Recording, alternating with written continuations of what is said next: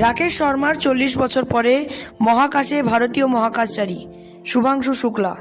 ভারতীয় বিমান বাহিনীর গ্রুপ ক্যাপ্টেন শুভাংশু শুক্লা আন্তর্জাতিক মহাকাশ স্টেশনে অ্যাক্সিয়াম স্পেসের চতুর্থ বেসরকারি মহাকাশচারী মিশন X8 এর অংশ হিসেবে যাত্রা শুরু করতে প্রস্তুত। এই ঐতিহাসিক মিশন ভারত ও নাসার মধ্যে মহাকাশ সহযোগিতার একটি গুরুত্বপূর্ণ মুহূর্ত।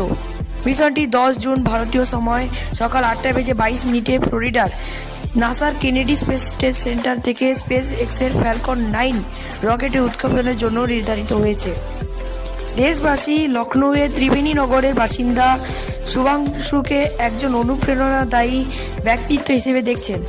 তার এই অর্জন তরুণ প্রজন্মের কাছে বিজ্ঞান ও মহাকাশ গবেষণার প্রতি আগ্রহ জাগিয়ে তুলেছে। স্থানীয়রা বলছেন, তার সাফল্য তাদের এলাকার নাম উজ্জ্বল করেছে এবং তারা তার ফিরে আসার জন্য অধীর আগ্রহে অপেক্ষা করছেন।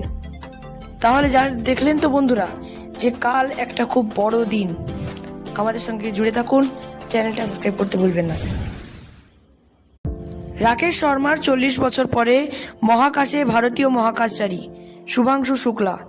ভারতীয় বিমান বাহিনীর গ্রুপ ক্যাপ্টেন শুভাংশু শুক্লা আন্তর্জাতিক মহাকাশ স্টেশনে অ্যাক্সিয়াম স্পেসের চতুর্থ বেসরকারি মহাকাশচারী মিশন X8 এর অংশ হিসেবে যাত্রা শুরু করতে প্রস্তুত। এই ঐতিহাসিক মিশন ভারত ও নাসার মধ্যে মহাকাশ সহযোগিতার একটি গুরুত্বপূর্ণ মুহূর্ত। মিশনটি 10 জুন ভারতীয় সময় সকাল 8:22 ফ্লোরিডার নাসার কেনেডি স্পেস সেন্টার থেকে স্পেস এক্সের ফ্যালকন 9 রকেটের উৎক্ষেপণের জন্য নির্ধারিত হয়েছে। দেশবাসী লখনৌয়ের ত্রিবেণী নগরের বাসিন্দা শুভাংশুকে একজন অনুপ্রেরণাদায়ী ব্যক্তিত্ব হিসেবে দেখছেন। তার এই অর্জন তরুণ প্রজন্মের কাছে বিজ্ঞান ও মহাকাশ গবেষণার প্রতি আগ্রহ জাগিয়ে তুলেছে।